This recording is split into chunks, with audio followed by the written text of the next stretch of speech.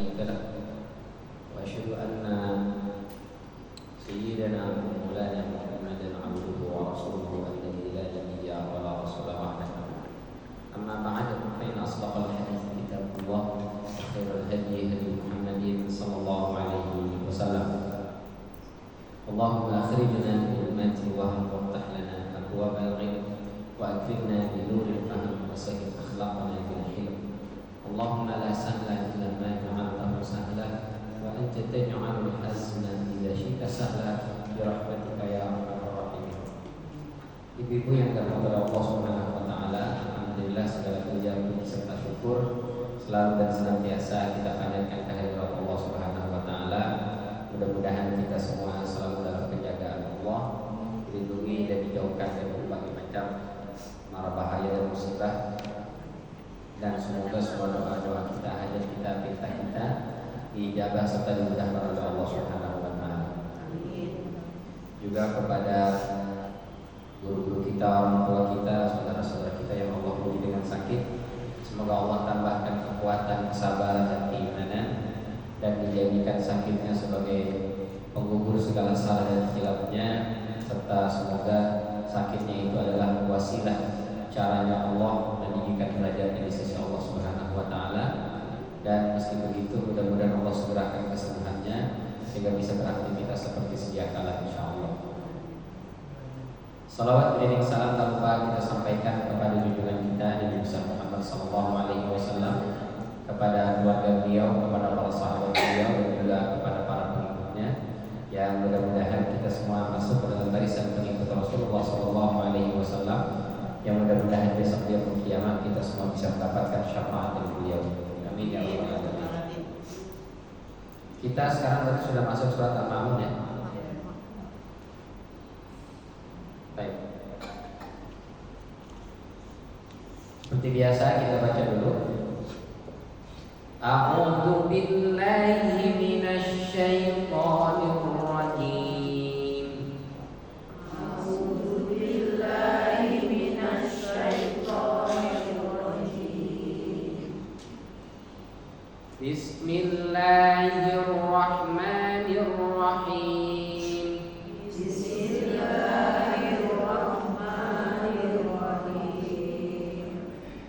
أرأيت الذي يكذب بالدين أرأيت الذي يكذب بالدين فذلك الذي يدع اليتيم فذلك الذي يدعو اليتيم.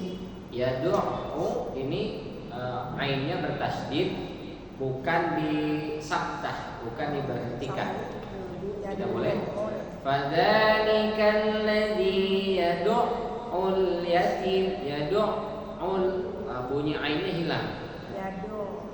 Harusnya fadzalika alladzi yad'ul yatim. Sekali lagi.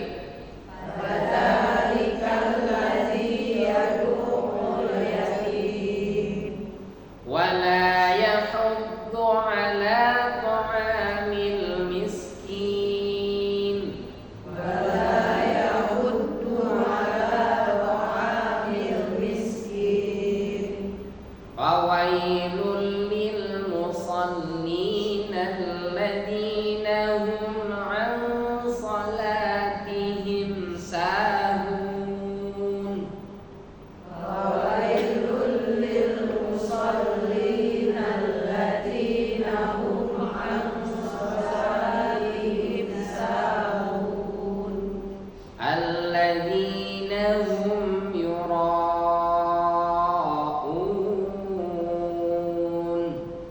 الذين هم يراءون ويمنعون الماعون ويمنعون الماعون. Sadaqallahul azim. Surat ini sebagian ulama menyebutnya Makkiyah. Nah, ini menurut jumhur ulama surat Al-Ma'un ini Makkiyah. Apa itu Makkiyah? Turunnya sebelum hijrah. Apa Makkiyah? Turunnya sebelum hijrah. Tempatnya bisa di Mekah, bisa di Taif, bisa di luar Mekah. Yang penting sebelum Rasul hijrah, namanya Makkiyah. Tapi kalau setelah hijrah namanya Madaniyah, meskipun turunnya di Mekah. Seperti surat Al-Maidah ayat 3.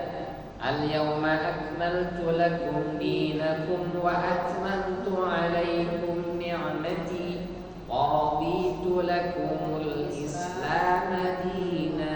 Di mana tuh turunnya? Di Mekah. Di mana turunnya? Di padang Arafah.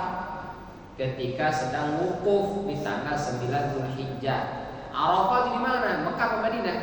Mekah. Tapi karena turunnya setelah hijrah disebutnya Madaniyah.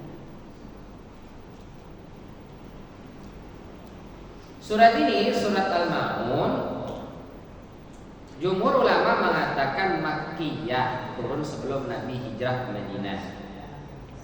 Kata ini mengikut pendapat Imam Atta dan juga Imam Jabir bin Abdullah radhiyallahu anhuma. Sementara Ibnu Abbas dan juga Imam Qatadah ini Madaniyah, turunnya setelah hijrah. Kok bisa beda begitu, Ustaz? Karena memang isinya itu berbeda. Oleh karenanya kemudian Hibatullah mengatakan separohnya turun sebelum hijrah Makkiyah, separohnya turun setelah hijrah Madaniyah, sebagaimana dikutip oleh Al-Alusi dalam Ruhul Ma'ani. Kenapa bisa beda begitu? Ayat 1 Ara'aital ladzi yukadzibu biddin. Ayat 2 Kadzalika alladzi yad'ul yatim. Ayat 3 wala yahudu ala ta'amil miskin. Ini turunnya di sebelum hijrah, maka disebutnya Makkiyah. Lalu kemudian 4 setelahnya Fawailul lil musallin alladzina hum an salatihim sahun alladzina hum yura'un wa yamna'unal ma'un. Itu turun setelah Nabi hijrah. Kenapa begitu? Karena 4 ayat setelahnya itu berbicara tentang orang munafik, sholat tapi sholatnya kagak beres, pengen dilihat oleh orang, namanya riya, namanya bukan kuria, bukan, namanya riya, pengen dilihat oleh orang. Itu ciri-ciri orang munafik. Di Mekah belum ada orang munafik. Orang munafik itu adanya di mana? Madinah. Karena orang munafik itu aslinya Yahudi. Orang Yahudi, mereka lihat umat Islam kuat, mau ngelawan takut, mau ngikut jadi pengikut nggak mau. Akhirnya dia di depan Nabi dan umat Islam ngakunya Muslim, tapi kalau dia ketemu dengan konco-konconya mereka nggak mau, kafir. Itu disebut dengan munah. Disebut dengan apa? Jangan munah deloh. Di depan bilang iya, tapi di belakang enggak. Itu namanya munah, singkatan dari munafik. Itu adanya di Mekah, di Madinah itu. Mekah nggak ada orang-orang munafik. Di Mekah itu kalau mau, kalau enggak, jelas. Orang Mekah itu gentle. Saya mau ikut. Saya nggak mau ikut, nggak mau. Perang kita, musuhan kita. Nggak ada. Di depan bilang iya, di belakang awas. Nah, itu bukan orang Mekah itu. Orang Madinah. Ibu tetangganya karakternya orang Mekah, orang Madinah. Kalau ketemu kita, Kang Ustaz, kalau di belakang, menikam dari belakang, memfitnah saya. Nah, itu berarti munafik. Sifat orang Yahudi. Alhamdulillah. Di Mekah nggak ada. Orang itu dia berpegang dengan kata-kata. Kalau dia bilang A, ya A sampai mati. Kalau bilang B, ya B.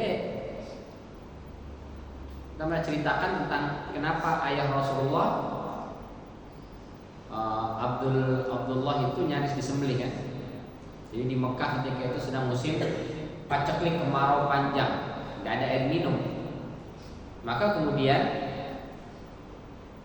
orang-orang pada datang ke Abdul Muttalib. Abdul Muttalib, ini kita harus hijrah, tinggalkan kota Mekah. Kenapa? Karena kita bisa mati kalau di sini, nggak ada air, kering semuanya sumur-sumur. Kita harus hijrah, cari sumber air.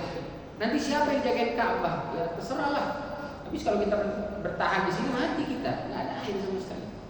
Kata Abdul Muttalib, bertahan ya seminggu aja. Kita cari sumber Zam-Zam. Di dekat Ka'bah ini ada sumur Zam-Zam dulu yang Allah berikan kepada Ibunda Siti Hajar dan putranya Ismail. Sumur itu nggak bakal kering tuh. Ya sudah kita cari. Di zaman Abdul Muttalib sumur Zam-Zam tertutup karena sering terjadi badai gurun itu membawa pasir. Sumur Zam-Zam kan nggak digali. Beda sama sumur-sumurnya lain, sumur itu digali. Sumur Zam-Zam itu kan cuma di bawah telapak kaki Ismail, dimatakan itu adalah malaikat, lalu keluarlah mata air itu, lalu dibendung oleh Ibunda Siti Hajar. Jadi Siti Hajar nggak pernah ngeruk tanah, nggak pernah. Dia cuma bikin bendungan doang. Jadi dangkal sekali sumurnya itu. Maka begitu ada pasir banyak datang dibawa oleh badai, tutuplah dia. Nah orang itu tidak terlalu peduli dengan sumur Zam-Zam karena sudah banyak sumur-sumur lain di dekat Mekah. Gitu. Maka mereka mengandalkan sumur-sumur itu. Nah di waktu itu kering semuanya, udah gak ada airnya itu. Maka akhirnya dipimpinlah proyek pencarian sumur Zam-Zam. Oleh siapa yang mimpin? Abdul Muttalib, kakeknya Rasulullah SAW. Udah berhari-hari, hampir seminggu gak ketemu tuh sumur Zam-Zam. Akhirnya kata orang-orang itu, Abdul Muttalib, pasti Zam-Zam dia udah kering ini, udah gak ada. Kita cari kemana gak ketemu ini. Ada pasti. Ini udah kita cari seminggu gak ketemu. Kita kalau bertahan mati, ayo kita hijrah. Lalu apa kata Abdul Muttalib? Bertahan 1 atau 2 hari lagi. Kalau sudah 2 hari lagi kita cari gak ketemu juga, terserahlah. Yang mau hijrah-hijrah, yang mau bertahan-bertahan. Yaudah benar 2 hari lagi ya. 2 hari lagi. Nah pulanglah semua orang ke rumahnya sore.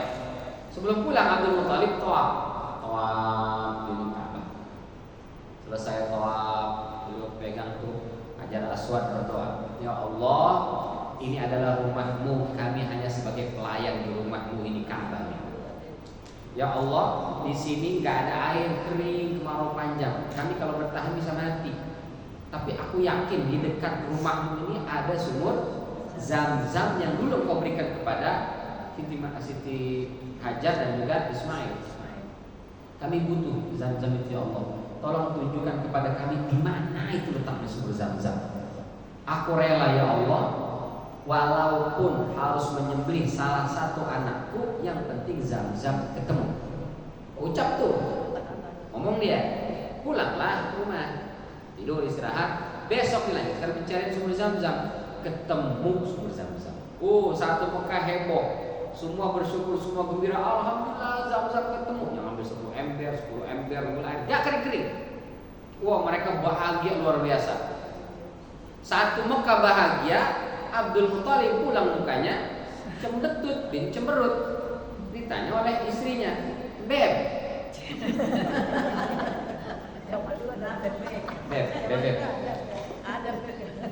ada yang perlu Beb.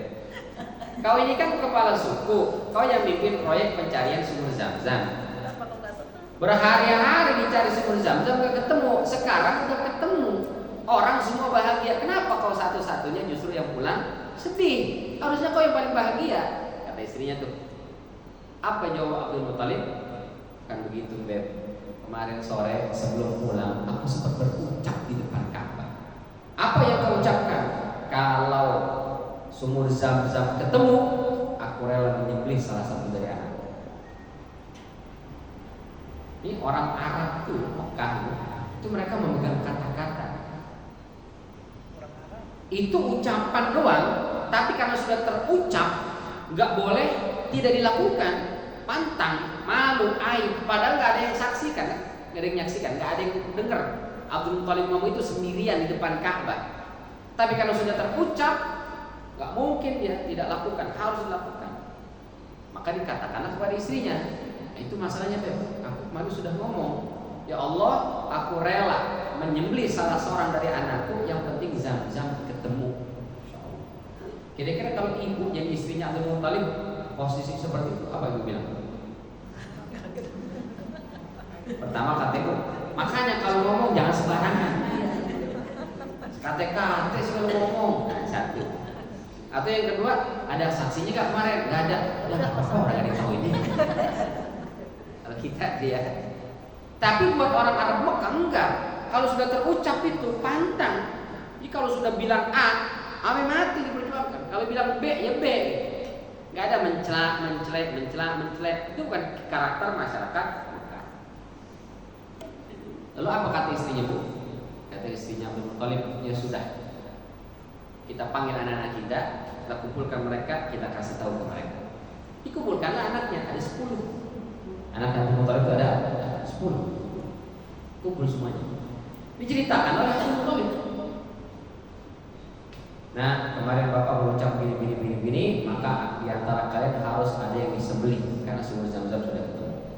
Apa jawab anak-anaknya? Anak-anak itu berebut. Ayah, kalau itu sudah terucap oleh lisan di depan Baitullah, maka biar aku aja yang disembelih, gak usah saudara-saudara. Yang satu lagi, jangan ayah, aku aja yang disembelih, jangan kakakku. Yang satu lagi, aku aja ayah yang disembelih, jangan adikku. Berebut 10-10-nya. Masya Allah. Ini gimana cara mendidik anak di seperti ini? Masya Allah. Anak saya. Jangankan disuruh berkorban, nyawa disembelih. Minta tolong ambilin air putih, air minum. Kak, tolong dong ambilin Abi air minum. Dia nyuruh adiknya. Adiknya nyuruh, mamahnya nyuruh, lakinya. Akhirnya kita minta ambilin air minum, kita sendiri yang ambil. Luar biasa ya. Itu kekuatan dari kata-kata. Mereka kalau sudah berucap pantang untuk tidak dilakukan. Jadi nggak ada istilah munafik di sana itu. Kalau sudah bilang A meskipun nyawa taruhannya. Nah, akhirnya dipilihlah. Karena semuanya berebut pengen disembelih, maka kemudian diundi 10 nama itu. Begitu dilempar kena panah, keluar nama Abdullah. Maka Abdullah yang harus disembelih. Tapi atas nasihat seorang wanita tua, jangan kau sembelih anak, ganti dengan unta. Ya, diganti dengan unta. Berapa ekor? 10. Ada dulu harga nyawa sama dengan 10 ekor unta. Maka diundilah onta ada 10, onta. Lalu anak Abdul Muthalib Abdullah 1. Jadi ada 11 anak panah. Begitu kocok dilempar, keluarlah Abdullah. Loh, kok anak-anak saya keluar nih? Berarti memang harus anak saya disembelih, jangan diganti dengan unta. Kata wanita tadi, tambah lagi ontanya jadi 20. Onta Abdullah. Dikocok lagi tunak panah, dilempar, keluarnya Abdullah lagi. Kata Abdul Muthalib, emang Abdullah juga bisa diganti dengan unta. Tambah lagi ontanya jadi 30. Masih juga Abdullah. 40, 50, 60, 90 masih yang keluar nama Abdullah. Akhirnya sudah 100. Sudah 100, begitu dilempar keluarlah nama unta. Kata wanita tadi, berarti anakmu itu harganya adalah 100 ekor unta. Berapa duit itu? 1 ekor unta harganya ya kurang lebih 35 juta. Sebenarnya lebih, bisa sampai 40 jutaan lah. Cuman karena kita udah lama kenal, 35 aja gak apa-apa ya. 30 juta. Awal 35 juta dikali 100 sama dengan 3,5 miliar. Itu harga sebuah nyawa. Dan itu menjadi syariat agama kita. Kalau ada orang membunuh, waman qatala mu'minan wa ma kana lil mu'minin ay yaqtula mu'minan illa khata'a. Tidak boleh seseorang menyebabkan kematian buat orang beriman kecuali karena khata'a, kesalahan. Apa tuh kesalahan itu? Bisa nggak sengaja atau mirip sengaja. Kalau nggak sengaja, kok bisa orang ngebunuh nggak sengaja? Nggak sengaja. Dia misalnya berburu tupai atau berburu burung pakai senapan angin. Dia pergilah ke kebun, ada burung tuh ditembak, dah, burungnya terbang. Di belakang ada aki-aki di pohon kelapa, jatuh, rupanya peluru nyasar kena aki-aki, matilah. Ada peluru senapan, jatuh pula mati. Ini sengaja bukan sengaja? Sengaja, tapi tetap berdosa karena dia menyebabkan kematian. Nauzubillah, bawa truk mundur, nggak taunya ada orang di belakang lagi tidur, kelindes mati. Dia nggak tahu, tapi menyebabkan kematian. Itu namanya nggak sengaja atau mirip sengaja.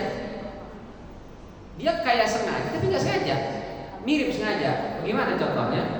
Dia memang yang memukul korban itu, tapi dengan benda yang secara umum tidak menyebabkan kematian. Ada seorang istri kesal sama suaminya, dipukul pakai panci. Orang kalau dipukul pakai panci mati apa enggak? Enggak, kecuali pancinya ada cobeknya. Tapi kalau panci doang kan enggak tuh. Dipukul, prang, gubrak mati. Kok dipukul pakai panci mati nih? Nah, itu namanya mirip sengaja.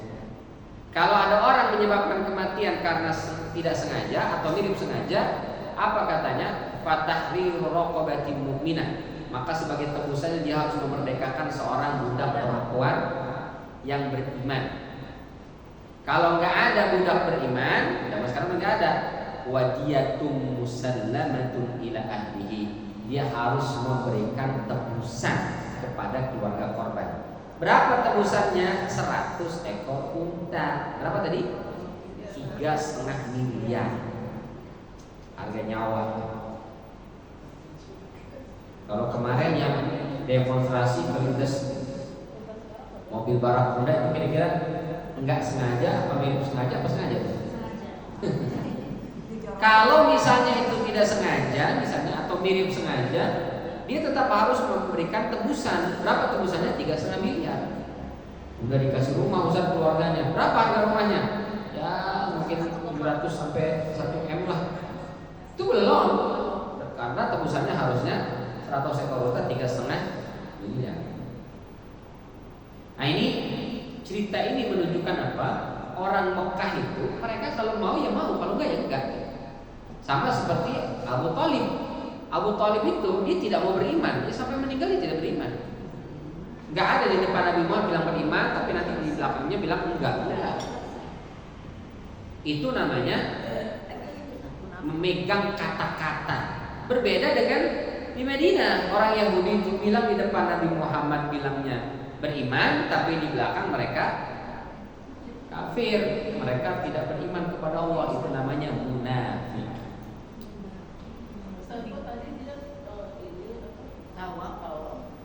Kenapa? Abdul Muttalib. Tawaf Islam enggak? Iya. Enggak Islam. Tawaf itu sejak zaman Nabi Ibrahim. Ka'bah itu dibangun oleh Nabi Ibrahim alaihissalam. Syariat haji dimulai dari zaman Nabi Ibrahim. Tawaf dimulai dari zaman Nabi Adam. Jadi yang pertama kali melakukan tawaf di atas muka bumi Nabi Adam. Kenapa? Karena Nabi Adam melihat waktu di surga. Nabi Adam itu waktu tinggal pertama di surga, tiap hari melihat Baitul Ma'mur di langit ke-7. Di situ malaikat setiap hari masuk 70.000 malaikat tawaf. Di mana tawafnya? Baitul Ma'mur. Di mana Baitul Ma'mur? Di langit ke-7. Itu malaikat tawaf setiap hari. Masuk 70.000 malaikat tawaf. Begitu diturunkan ke bumi, Nabi Adam sedih di bumi itu. Ditanya oleh malaikat Jibril, kenapa Adam kau sedih di dunia? Kau tidak suka sih dunia ini sebagai firman Allah, tidak ada masalah. Lalu kenapa ya kau sedih wahai Adam? Yang membuat saya sedih wahai Jibril, waktu di surga tiap hari saya lihat malaikat tawaf sambil bertasbih bertahmid mengelilingi Baitul Ma'mur, menyanjung, memuliakan dan memuji Allah. Di bumi nggak pernah lagi saya lihat pemandangan itu yang buat saya sedih. Jadi ngeliatin orang tawaf saja senang apa enggak? Senang. Coba ibu setel TV tuh liatin orang tawaf tuh. Itu hati itu rasanya masya Allah. Apalagi ibu datang ke sana, ibu nggak ikut tawaf, udah nggak kuat ustaz, asam urat, ya, udah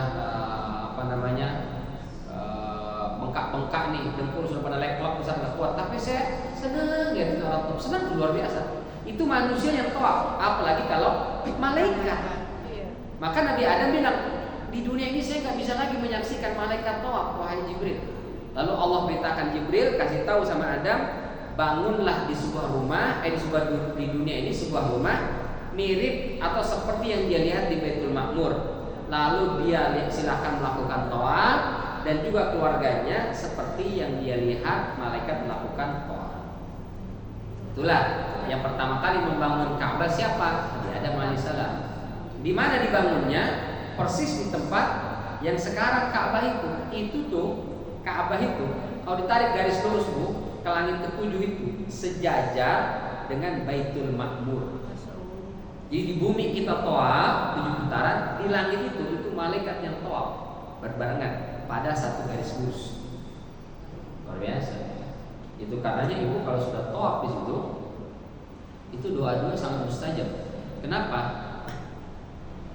Karena tawaf itu berlawanan dengan arah jarum jam. Jadi kalau ada baut diputar searah jarum jam, itu menekan masuk ke bawah atau dia keluar. Kalau putar searah jarum jam tuh, itu dia menekan ke bawah. Tapi kalau kita putar berlawanan arah jarum jam, dia akan kebuka, dia naik ke atas.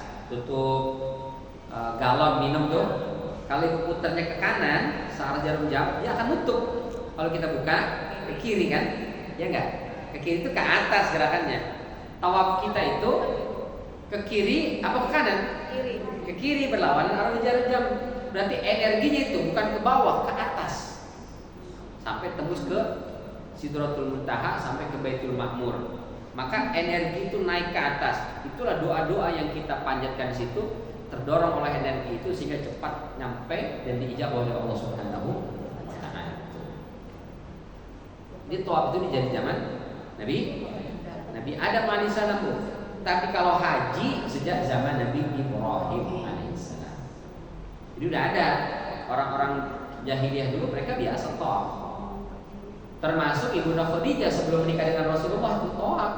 Haji tawaf biasa saja. Nabi Muhammad sebelum diutus jadi Nabi dan Rasul biasa tawaf, sering. Tawaf itu udah menjadi ibadah rutin yang dilakukan oleh masyarakat Mekah ketika itu. Oke, itu karenanya sebagian ulama mengatakan ini Madaniyah, sebagian lagi mengatakan ini Makkiyah. Kenapa? Karena sudah ngomongin orang munafik. Orang munafik di Mekah belum ada. Adanya di mana? Madinah. Apa sih sebab turunnya surat Al-Ma'un ini?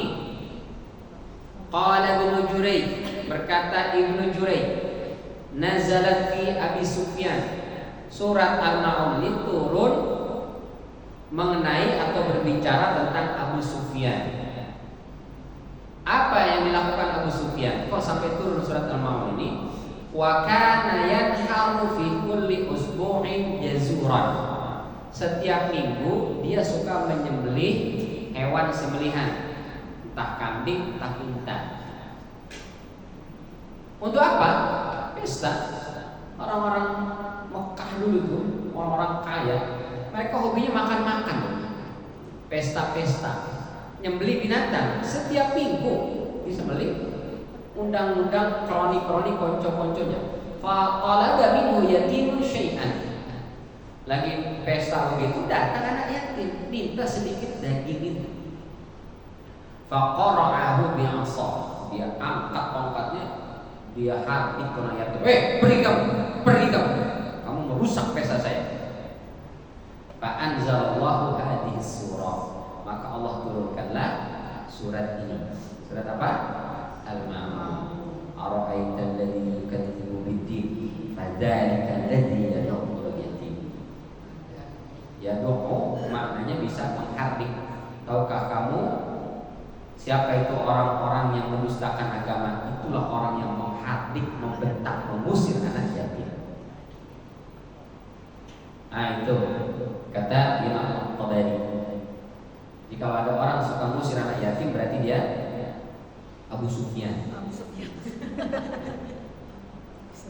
Maka itu kata Nabi Bu, seburuk-buruk hidangan adalah hidangan pesta. Syarrut ta'ami ta'amul walimah. Hidangan yang paling buruk adalah hidangan pesta. Pesta pernikahan, pesta ulang tahun, pesta apapun ada makanan situ hidangan. Itu makanan paling buruk tuh kata Nabi. Kenapa? Yud'a ilaihal aghniya dunal fuqara. Kalau hidangan itu hanya diperuntukkan buat orang-orang kaya tok. Kalau ada orang miskin datang diusir. Enggak boleh, sana.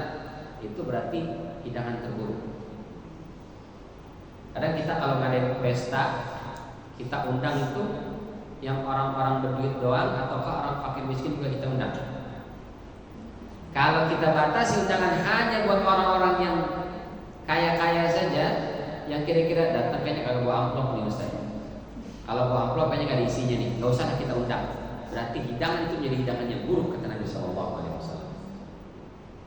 Tapi kalau ya semua kita undang Ustaz, semua yang kita kenal datang, insya Allah itu menetralisir sehingga hidangannya tidak buruk insya Allah.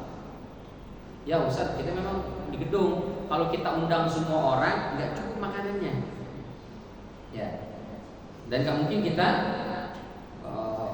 istilahnya dibuka semua orang silakan datang, terbatas, tempatnya terbatas, makanannya juga terbatas, maka kita batasi undangan Ustaz. Cuman 1000 misalnya, 1000 undangan jadi makan berarti buat berapa orang itu? 2000 kan? Karena hitungan kita ya satu undangan yang datang 2 orang. Tapi kalau dia datang bertiga kita usir apa enggak? Nggak mungkin lah. Dia datang sama pasangannya dan anaknya, nggak taunya anaknya 3, berarti 5 jadinya. Kan nggak mungkin kita usir. Ini kok berlima nih? Ini berdua orang aja, anaknya nggak usah ikut. Nggak mungkin lah. Jadi estimasi lah dibuat kita itu ya, makanan supaya cukup. Nah itu kata Rasulullah hidangan buruk, makanan yang paling buruk. Gimana cara netralisirnya Ustaz supaya nggak jadi buruk? Sisihkan sebagian untuk kita sedekahkan. Dia memang tidak kita undang ke gedung, ya karena itu ya di gedung terbatas kan, waktunya terbatas, tamunya terbatas, makanannya terbatas. Kita sisihkan sebagian, kita sedekahkan buat yang membutuhkan di luar sana. Itu jadi hidangannya tidak buruk. Ya Ustaz habis, rencananya saya mau sisain, saya mau sedekahkan karena yatim atau orang miskin. Ternyata Ustaz kurang, nasi sih banyak, nasi doang tapi lauknya habis. Maka banyakin berzikir kepada Allah. Ini pernah kita bahas di surat Al-Kafirun kan. Jadi kalau ibu mengadakan pesta, maka jangan lupa banyakin baca doa. Apa doanya? Seperti yang Rasul ajarkan kepada Zubair bin Mut'im. Yang pertama baca Al-Kafirun, lalu kemudian baca Idza jaa nasrullahi wal fath. Kemudian baca Al-Ikhlas, kemudian Al-Falaq, kemudian An-Nas. Ada berapa surat? 5. Tabbat yada enggak usah diajak dia. Karena dia berisi tentang kecaman kepada Abu Lahab. Jadi enggak usah dibawa itu Abu Lahab. Kita bawanya yang 5 saja. Al-Kafirun, kemudian Idza jaa nasrullahi wal fath, kemudian Qul huwallahu ahad, kemudian Qul a'udzu birabbil falaq, kemudian Qul a'udzu birabbin nas. Selama kapan atau seberapa banyak ya sesempatnya ibu. Kalau ibu sambil berdiri di depan ya, sambil salaman, sambil menunggu itu sambil baca doa itu atau membaca ayat-ayat tadi, monggo supaya berkah, supaya cukup, supaya berkah, supaya cukup. Berkah itu apa? Supaya makanan nggak jadi buruk. Yang kedua supaya cukup, jangan sampai ada orang datang undangan marah-marah gara-gara dia mau antri foto begitu. Silakan Bapak Ibu hadirin yang mau menyantap hidangan dan mau foto dipersilahkan, sudah dibuka, diperbolehkan. Makan dulu, mau foto dulu ya. Undangan dulu depan, makan dulu ya. Ke depan dulu ya. Bingung. Ikut nanti aja foto dulu lah ke depan. Akhirnya kita ngantri, salam-salaman sama pengantin, undangan begitu turun, sate habis. Somai tinggal bakso tinggal kuahnya aja. Apalagi kambing guling, gulingnya doang tinggal, kambingnya udah nggak ada. Akhirnya marah-marah dia keluar dari ruang gedung itu sambil bersungut-sungut. Sombong banget sih, ya, pesta sok-sokan ngadain di gedung, jadiin makanannya nggak bisa. Karena apa dia udah kondangan, makanya dia pecel lele di luar, kesel dia jadinya. Hilang keberkahan. Karena dalam pesta itu yang kita inginkan apa? Doa-doa kan? Doa yang baik, bukan doa yang buruk. Tapi orang gara-gara gak dapat makan banyak. Saya terus terang aja, sudah beberapa kali dengar. Langsung di tempat itu, kita lagi makan, saya lagi makan, dengar ada orang-orang marah-marah gara-gara dia bagian makanan. Sungguh-sungguh. Ada yang air minumnya susah. Selesai itu makan, air minum habis lagi. Air minum doang, air minum doang nggak ada. Marah-marah dia. Di situ padahal di ruangan pesta itu dia ngeluarin kata-kata yang tidak pantas, mendoakan yang buruk-buruk. Jangan sampai. Gimana caranya? Ya tadi baca doa tadi tuh, surah-surah tadi kita baca supaya berkah dan cukup. Tapi tetap prepare, bukan kemudian undang 1000, jadiin makan buat 500 orang. Kata suaminya, "Mah, kita kan undang 1000, kenapa ngasih makan cuma buat 500?" Kata Pak Ustadz, nanti berkahnya banyak. Tenang, mama bacain Al-Kafirun, An-Nasr, Al-Ikhlas, Al-Falaq dan An-Nas. Jangan ini Berangkat 500 bisa 200. Tetap prepare, undang 1000 ya 2000. Iya.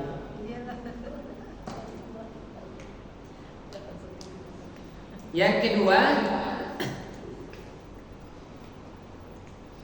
faqala Ibnu Juraij meriwayatkan nazalat fi Abi Sufyan.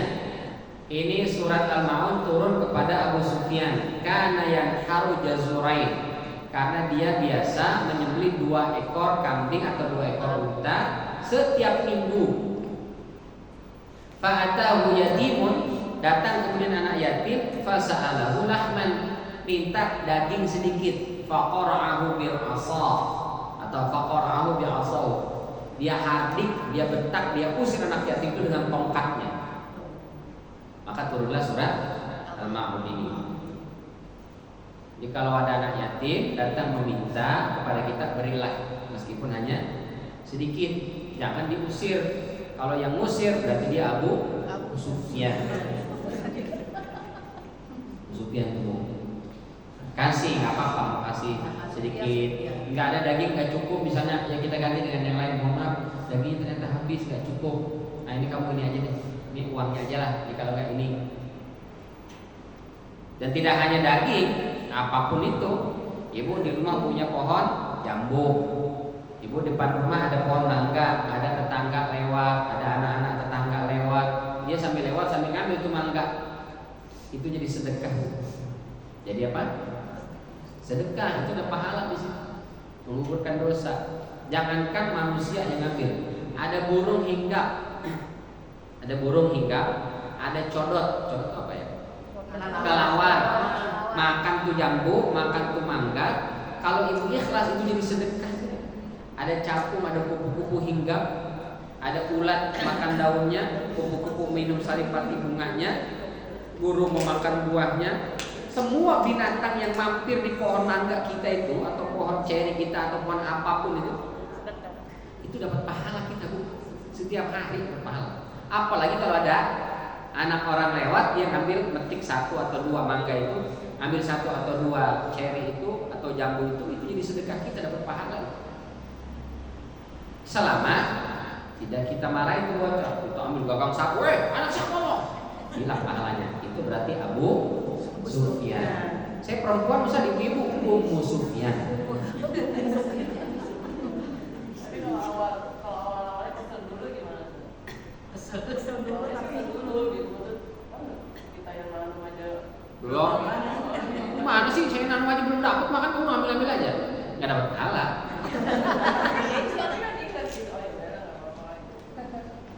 Iya, tapi kan menghati dulu. Istighfar dulu. Lupa. Kita marah. Astagfirullahaladzim.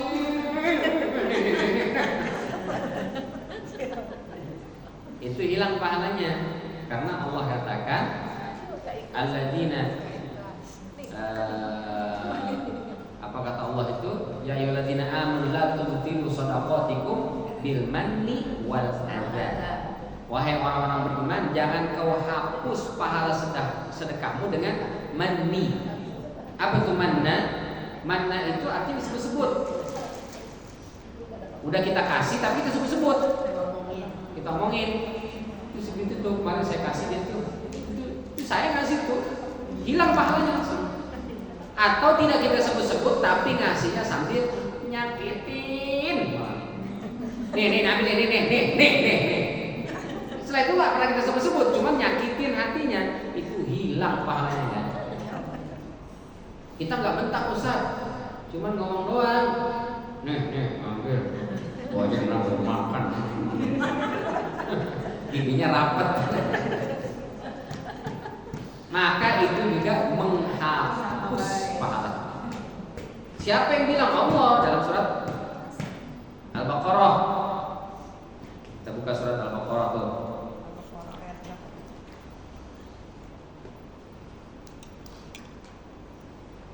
La tubtilu shadaqatikum bil manni wal adha. 264.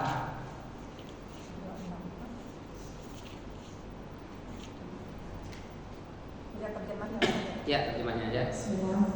Wahai orang-orang yang beriman, jangan membatalkan pahala sedekahmu dengan menyebut-nyebutnya menyakiti perasaan penerima, seperti orang yang menginfakkan hartanya karena ria atau pamer kepada manusia, sedangkan dia tidak beriman kepada Allah dan hari akhir.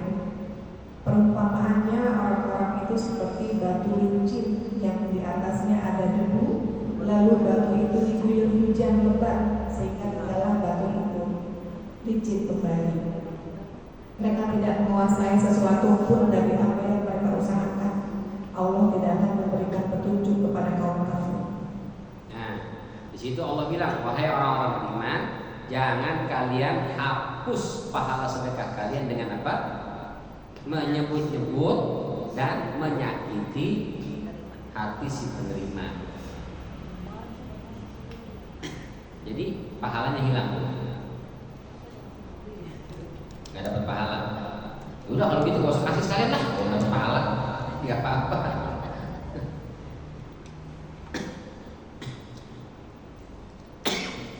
Kalau mau tegur baik-baik. Nah, yang dipetik dulu ya sayang. Ini masih kecil-kecil, masih muda, belum enak. Tunggu nanti kalau sudah matang. Nanti datang sini. Kapan Bu? 3 hari lagi atau seminggu lagi, silakan kesini nanti biar dipanen dulu ya. Sekarang masih kecil-kecil ini, sayang kalau diambil nanti rusak. Ya Bu, nggak apa-apa ya. Ya Bu, maaf ya. Ya Bu, begini ya. Kita bungkus pakai kayak plastik lah. Dinamain. Ditulis, jangan dipetik. Yang ya tunggu panen, tapi jangan ditambahin yang metik borok sikut, jangan. Tapi ada Pak Ustadz kan gini, udah dicuri mangganya, terus udah tuh kita samperin tuh Pak Ustadz kan, kita bilang enak ya mangganya ya, makannya nggak minta gitu kan, itu gimana tuh Pak Ustadz? Ya kalau kita bisa ikhlaskan. Bu, mohon maaf ya tadi saya ambil mangganya. Enggak gitu, jadi dia orang ngambil mangga, terus saya samperin tuh orang itu, terus saya bilang lagi kan, lagi makan mangga itu sama anak-anak muda itu, terus saya bilang ini misalnya enak ya mangganya. lagi makan ada yang begini gitu. Nggak apa-apa sebagai teguran bahwa mencuri itu nggak baik. Kita datengin, enak ya mangganya.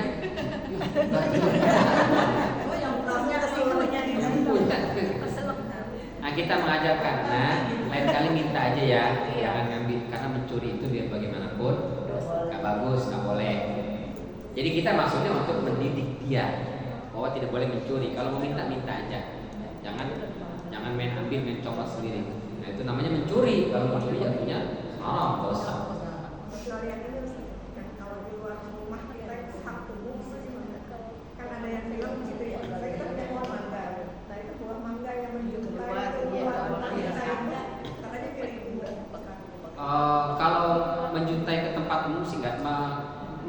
pekarangan orang misalnya.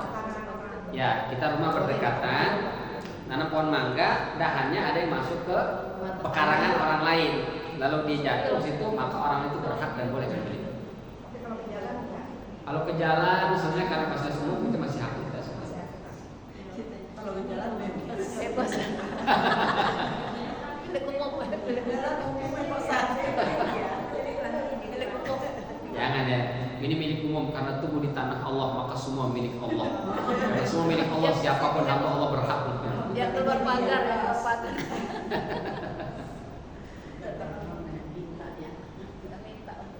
Nah itu yang pertama. Yang kedua kata Imam Muqatil, nazalat fil Asi bin Wa'il as-Sahmi, turunnya kepada Asi bin Wa'il. Karena Asi bin Wa'il ini dia itu selain dia sering mendustakan, tidak beriman kepada Allah dan Rasulnya, dia juga perangainya buruk. Jadi dia mendustakan agama, sudah tidak mau beriman, terus akhlaknya juga buruk, pelit, bakhil, medit, dimkoret, alias mata kuning, segala macam semua ngumpul dia. Itu Asi bin Wa'il. Maka surat ini turun kepadanya. Yang ketiga kata As-Suddi, turun kepada Walid bin Mughirah. Yang keempat kata Al-Mawardi, turun kepada Abu Jahal. Jadi yang mana semuanya, karena mereka itu biasa bu. Hari ini pesta di rumah Abu Sufyan, 2 hari lagi di rumah Asi bin Wa'il, besok rumah Utbah bin Rabi, besok lagi di rumah Walid bin Mughirah, besok lagi di rumah Abu Jahal, besok lagi di rumah Abu Lahab. Jadi setiap hari itu mereka pesta aja kerjanya. Besok di rumah sini, besok rumah sini, rumah sini. Jadi bergilir aja. Satu orang masing-masing 1 minggu sekali. Jadi mereka kerjanya begitu. Ketawa-ketawa, minum-minum anggur, arak segala macam. Ada biduan. Kemudian ya pesta seks segala macam. Itu kebiasaan mereka, akhlaknya buruk begitu. Makanya turun kepada mereka semua. Terus diriwayatkan Abu Jahal pernah waktu di rumah Abu Jahal pesta itu, dia sengaja, dia bilang, besok di rumah saya ya gantian, saya yang nyembelih unta atau nyembelih kambing, kita pesta makan-makan. Terus panggil anak yatim, suruh datang, suruh minta. Dia nyuruh tuh anak yatim suruh datang rumahnya. Faja'ahu wa huwa uryan yas'aluhu syai'an min mali nafsi. Maka besok datang tuh anak yatim ke rumah Abu Jahal. Begitu datang ke rumah Abu Jahal, diusir, nggak dikasih. Padahal yang nyuruh datang Abu Jahal. Nanti suruh datang ke rumah saya kasih. Datang anak yatim, nama anak yatim nggak punya baju, datang meleding, bisa meleding itu. Nggak pakai baju lah, pakai baju, datang. Minta, begitu minta nggak dikasih. Nangis lah anak yatim itu, nangis. Saya kan disuruh ke sini, kenapa saya sekarang nggak dikasih? Kamu kalau mau dapat, mau saya kasih daging, kamu minta tolong sama Muhammad. Isfa' laka. Datang ke rumah Muhammad, Muhammad bawa ke sini biar dia yang ngemis ke saya, nanti saya kasih. Mau rencananya mau ngeprank Nabi Muhammad, mau mempermalukan Nabi Muhammad di hadapan tamu-tamunya itu. Semua mengatakan benar Abu Lahab, Abu Jahal, benar Abu Jahal, begitu aja. Akhirnya anak kecil ini kan dia nggak ngerti bahwa Abu Jahal benci sama Nabi Muhammad, mau mempermalukan Nabi Muhammad di hadapan tamu-tamunya itu. Pergilah anak kecil ini ke rumah Rasulullah. Muhammad, tolongin saya Muhammad. Kenapa kamu menangis? Saya disuruh datang ke rumah Abu Jahal, katanya mau dikasih daging. Ternyata begitu saya datang nggak dikasih. Katanya kalau saya pengen dikasih, saya harus minta tolong ke Anda, biar Anda yang memintakan daging itu ke dia, nanti baru dikasih ke saya. Oke, ayo kita datang ke sana. Abu Jahal dan kocok-kocoknya udah siap-siap. Berani gak Muhammad datang? Kalau dia datang, kita bikin malu dia. Pokoknya biar kata sujud di kaki saya, gak bakal saya kasih. Biar semua orang tahu Muhammad gak bisa nolong mereka. Anak yatim aja gak bisa ditolong sama Muhammad. Apalagi orang-orang yang ngakunya muslim di Mekah ini, gak akan ada yang bisa ditolong Muhammad. Muhammad itu gak bisa ngapa-ngapain. Ngapain mereka jadi pengikut Muhammad? Jadi pengikut kita kaya, kita berpuasa, kita bisa nolong orang. Muhammad miskin, gak bisa nolong orang. Begitu aja siap-siap. Begitu datang Rasulullah sama anak yatim itu, Abu Jahal, tolong kasih daging nih anak. Abu Jahal langsung pucat mukanya. Dia ambil beberapa kilo dibungkus dikasih anak yatim. Pergilah Rasul dan anak yatim itu. Besti Abu Jahal semua bingung. Abu Jahal gimana sih? Katanya kan kita mau bikin malu Muhammad. biar sampai sujud Muhammad gak kita kasih. Kenapa tiba-tiba baru datang langsung kau kasih? Balikin. Apa kata Abu Jahal? Saya melihat Muhammad datang berdua dengan anak yatim. Di samping kanan kirinya ada Al-Bojo dengan pedang. Badan tinggi besar, pedang terus bilang, kasih gak? Patok ya. Takut saya, nanti saya ditebas lehernya. Kata besi-besinya, mana kita nggak lihat itu.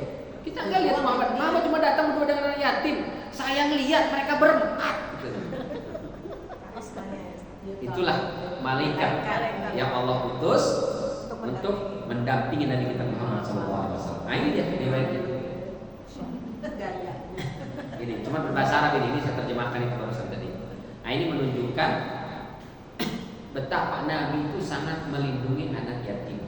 Betapa Nabi sangat menolong, menyayangi, mengayomi anak yatim. Sementara ada orang yang membenci anak yatim, menelantarkan anak yatim.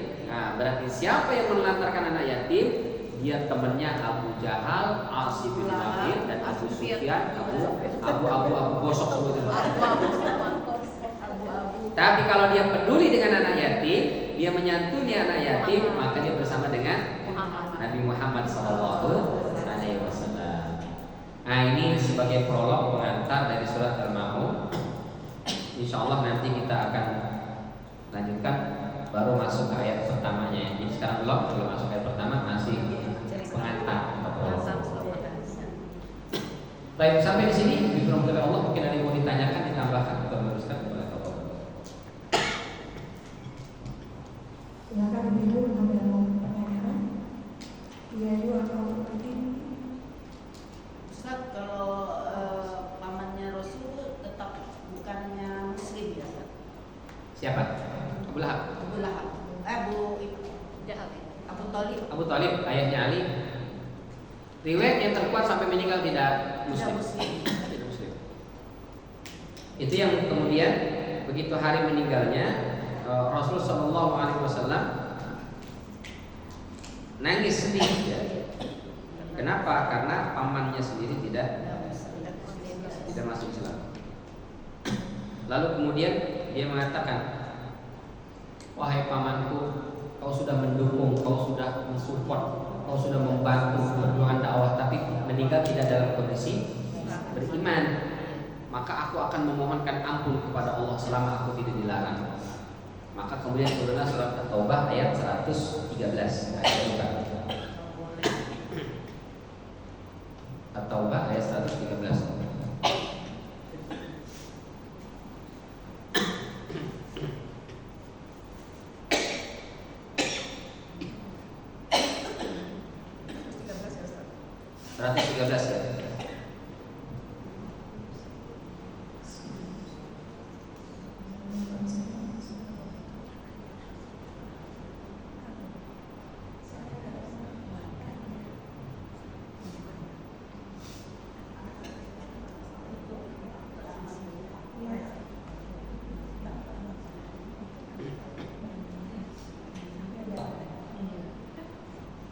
Tiadalah sepatutnya bagi Nabi dan orang-orang yang beriman memintakan ampun kepada Allah bagi orang-orang yang musyrik, walaupun orang-orang musyrik itu adalah kaum kerabatnya. Sudah jelas bagi mereka bahwasanya orang-orang musyrik itu adalah penghuni neraka jahanam. Jadi tidak boleh dilarang Nabi, tidak boleh memohonkan ampun baik Nabi ataupun kita umat Islam. Untuk siapa? Untuk orang-orang yang meninggal tidak dalam kondisi beriman, walau kanu min qurba, meskipun mereka adalah kerabat. Kenapa tidak boleh? Kenapa tidak beriman? Padahal dia sudah setuju, sudah mendukung, tapi kenapa kok nggak beriman? Tidak mau mengucapkan kalimat syahadat Abu Thalib itu. Itu kata Allah dalam surat Al-Qasas ayat 56. Surat Al-Qasas surat ke-28 ayat 56.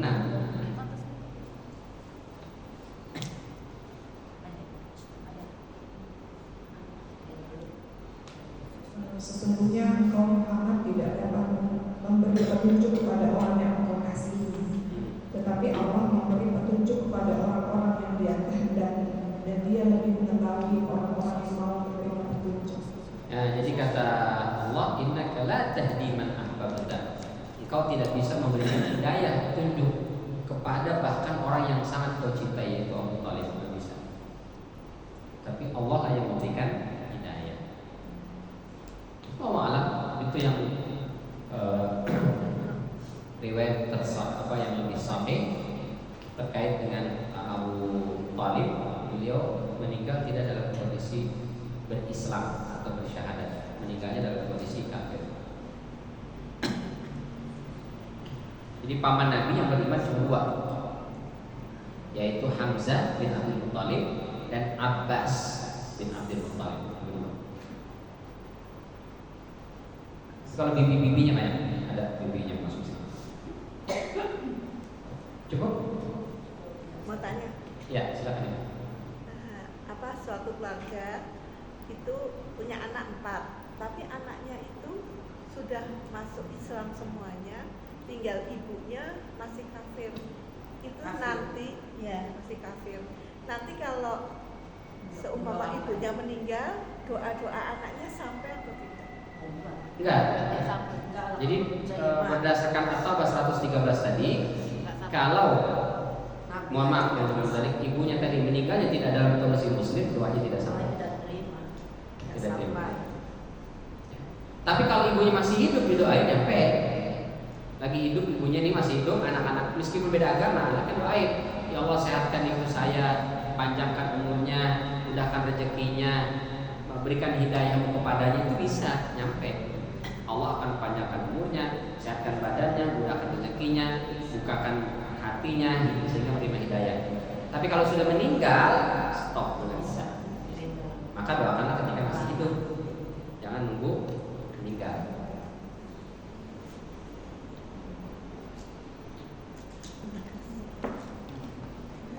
Allah harus cukup. Jelas ya Bu? Iya, terima kasih. Baik, terima kasih. Ini barangkali bisa saya sampaikan. Mohon maaf apabila ada kekeliruan dan kekurangan. Terima kasih atas segala perhatian. Wabillahi taufiq wal hidayah. Wassalamualaikum warahmatullahi wabarakatuh. Waalaikumsalam warahmatullahi wabarakatuh. Terima kasih Ustaz Ahmad dan Yasin telah memberikan tausiahnya untuk surat Al-Ma'arij. Ibu-ibu, kami juga mengucapkan terima kasih atas kehadiran ibu semua. Insya Allah pekan depan kita bertemu lagi, nanti diurutkan.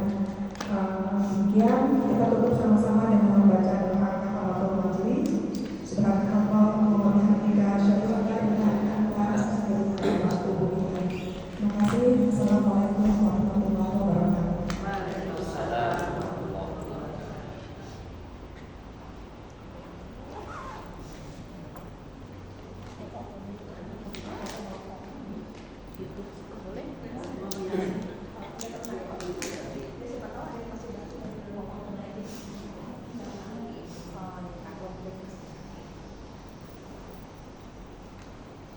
Jamaahnya banyak yang sakit Ustaz.